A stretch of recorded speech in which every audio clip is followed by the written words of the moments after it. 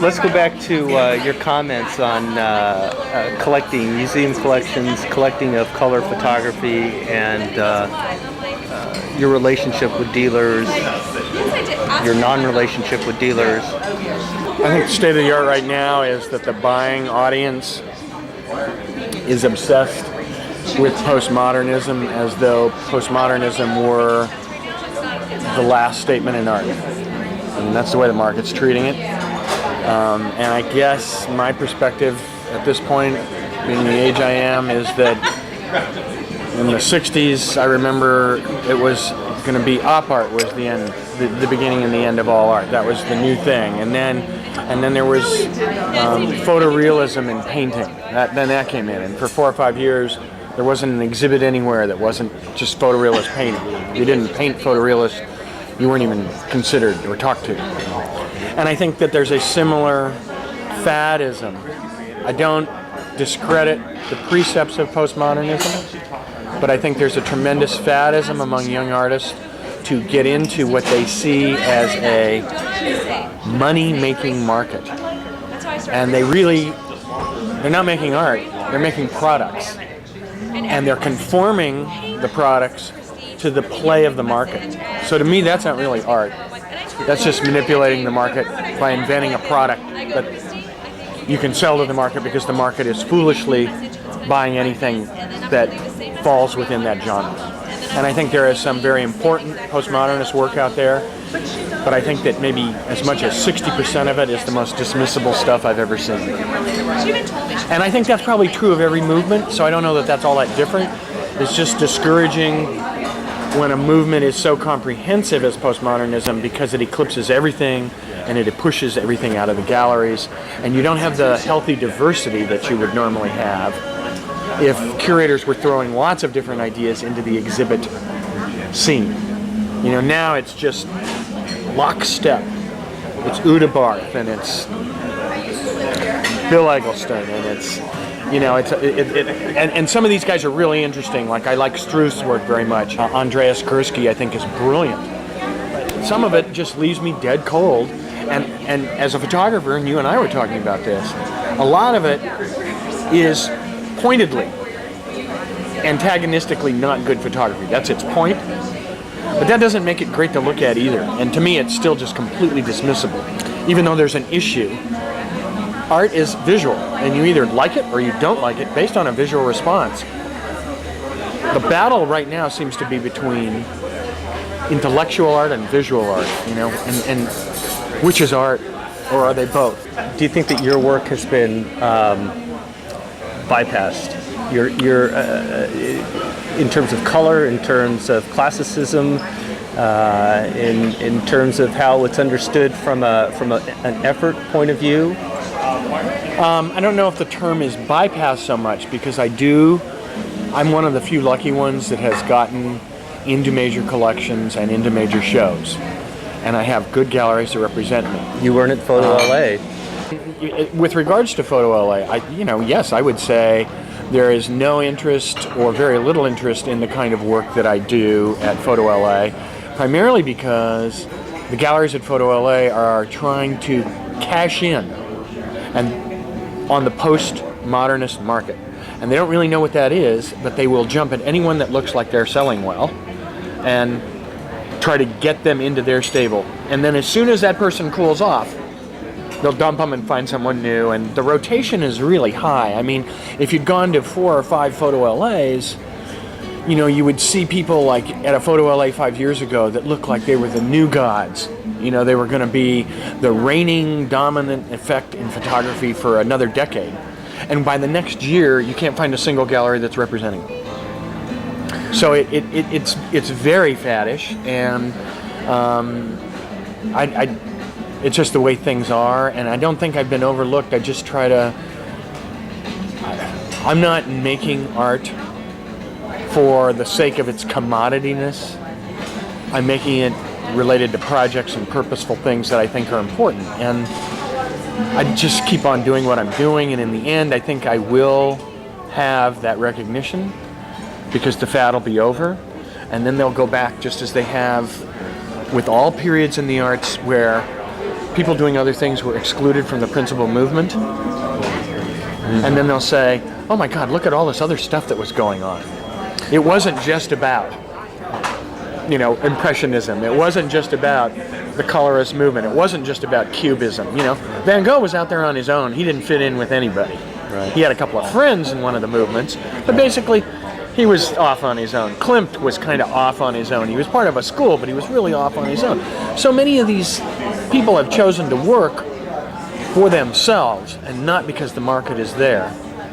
That in the end, whether they're in the fad at the time or not, becomes irrelevant because they still produce great bodies of work that over time are recognized as great bodies of work. I guess to me the unfortunate part is I'm very familiar with your work, and to see, like, for instance, that image that I had not seen of the very iconic cliffs and that Lancaster Sound. That's from Lancaster Sound from the Arctic. yeah, very from Northwest Passage. I don't remember that in the book, but regardless, okay. It's something I've done since then. Beautiful, thanks. Monumental, really powerful image, and hey, who's going to see it? Well, actually, now to show you, how you play that, I have a 50 print traveling exhibition that's on its 44th venue right now, and it's been seen by over 12 million people.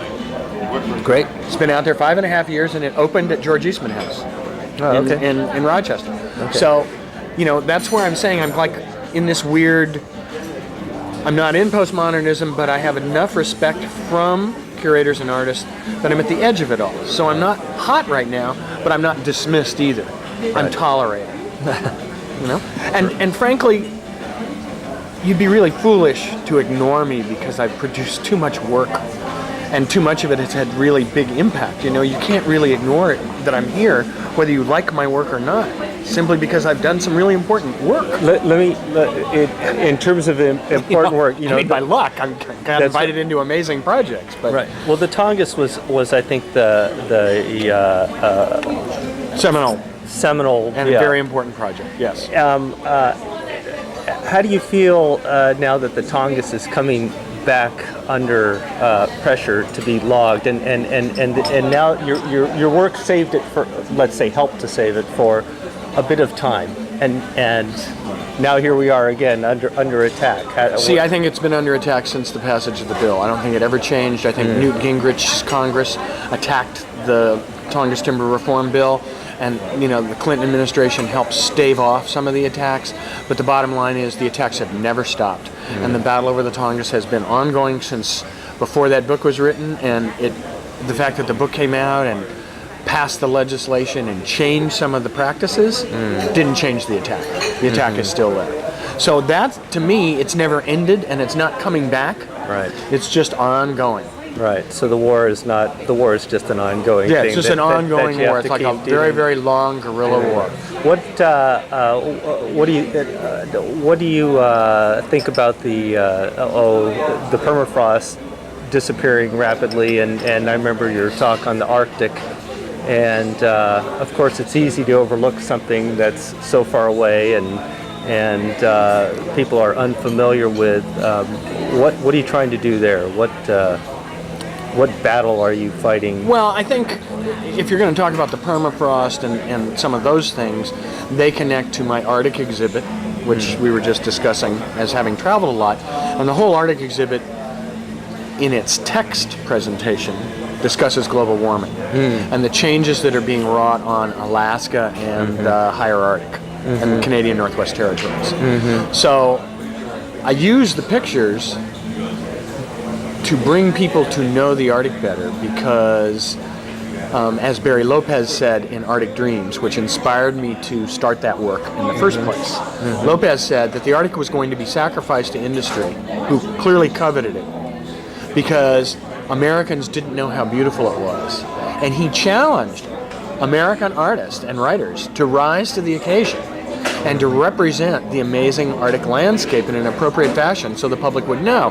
And he said, since the painting of the iceberg by Frederick Church in the Hudson River School, there hasn't been another American artist that's held the Arctic in any respect, visual respect at all. And actually, Barry and I've known each other, and I've tried to get him to do a book with me in the past. Yeah. And I called him up and said, enlist me. I want to be the artist that goes to the art. Mm-hmm. Now there are more of us that have since gone up there. Mm-hmm. Sabankar Banerjee's work in Anwar, for instance, many people's work in Anwar. But I mean, there's many people working in the Arctic. Nonetheless, the point of my show is to turn people on to the beauty of the Arctic, like that big, powerful piece that you liked. Mm-hmm. And then use the subversion of beauty to get them to read the text and begin to understand the reality of global warming.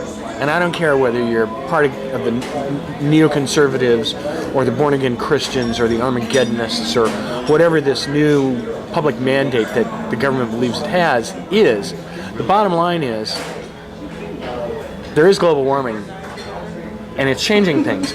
I don't care who started it. Mm-hmm. I just want to survive it as a species. Right. So right. I would like the rest of my species to be paying some attention here. Right. And not be beguiled by statements that it really isn't happening and it's bad science. Right. It is happening. There's almost no scientists in the world that disagree with that. We may be arguing over who caused it or who has to pay for it or whether we can stop it. Right. But the fact is, it's happening big time. It's going to change the world as we know it in our lifetimes and absolutely in our children's lifetimes. And it may not be a pretty change, and I got 2 kids. Right. So I want to fight back against that. Is Lopez going to rejoin the fight, the battle? I don't know. You know, Barry's off to his next book. I mean, he allowed me to use words from from Arctic Dreams for select passages that we put up in the exhibit and things like that. But I haven't seen him doing other work about global warming. Mm-hmm. So Alaska remains a place of fascination for you? Well, yes. My 2 most recent books are a double book set on Southwest Alaska. And here you have an area most people have never heard of. I look at this like it's my next Tongass project. Uh-huh. Nobody's ever heard of this area. It's larger than the state of Washington. It only has 2 towns of less than 5,000 people and 150 miles of paved road. So imagine an area larger than the state of Washington with so little infrastructure and development.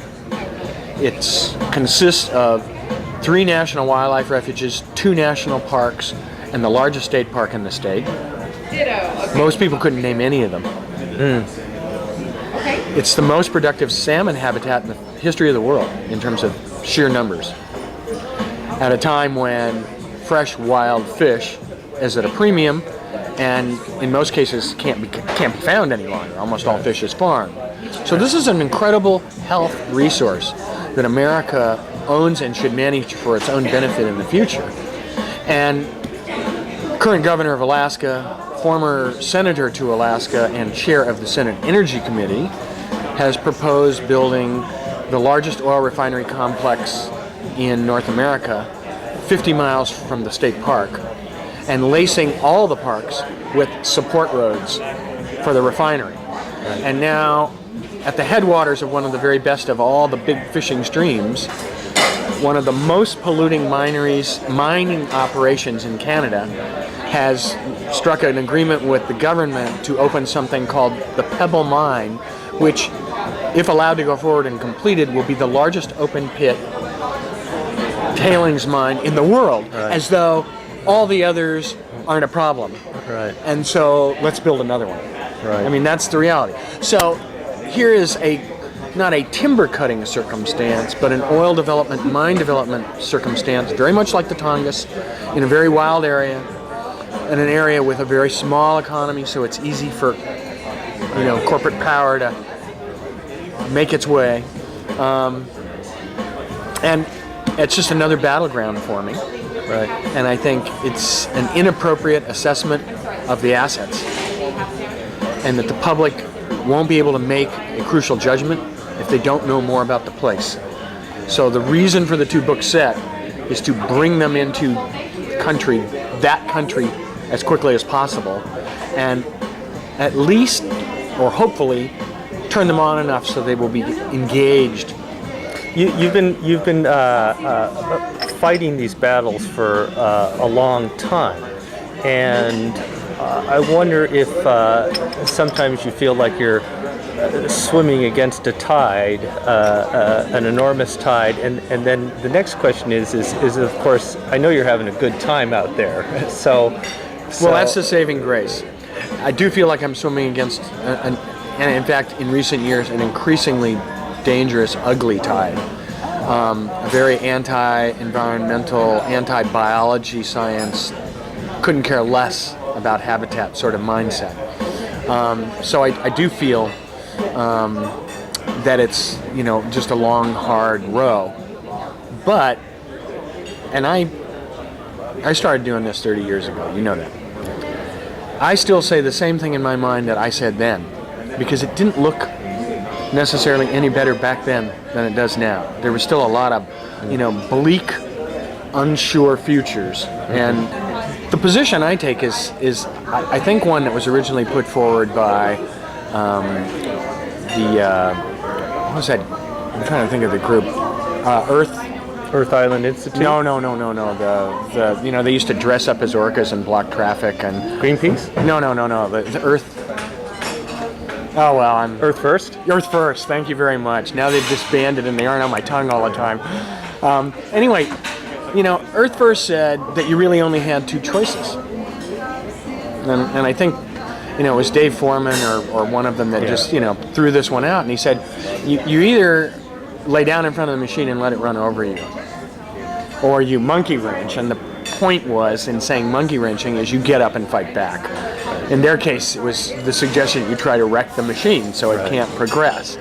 I don't know that wrecking the machine is the goal. I would like to see a machine that was evolutionarily adaptive and that accepted input from the people it was working for so that it could adjust itself as it moved through the terrain so that its impact was as marginal as possible.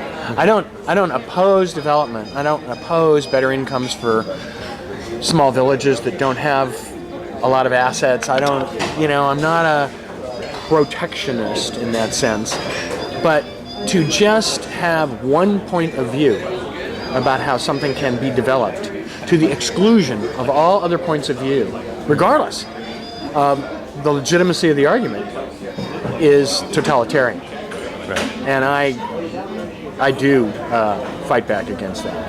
I think that is a waste of our greatest strength, which is our resources, especially as resources become more scarce. Right. Talking about evolutions, how's your artwork evolved? Has it? Yeah. Recently?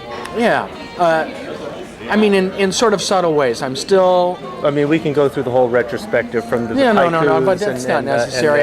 Suffice it to say, as you well know, I'm a traditionalist. I've followed... What does that mean? Well, the photography that appealed to me and the premise of the photographers, the purposefulness of photographers I admired, could be easily found in figures like Ansel Adams or Elliot Porter. Very, very straightforward photography of the natural world, and in Elliot's case, sort of purposefully directed at issues. And I've continued that tradition, so if we're talking about the arts, I'm not an avant-gardist, I'm a traditionalist, okay? But within my work, I see it changing all the time, and for instance, most of my acknowledged visible work has been large or medium format cameras sort of based on tripods sitting on the ground at eye level views. And the two new books collectively out of some, maybe 150 pictures, I'll bet 130 of them are aerial. Mm-hmm. Now they're still large camera format, right, but it's handheld shooting from an airplane. And it's a very different and much more abstract perspective. I think that the Wood Tick Chick book, which is one of the two new ones, is probably one of the finest color books I've ever produced.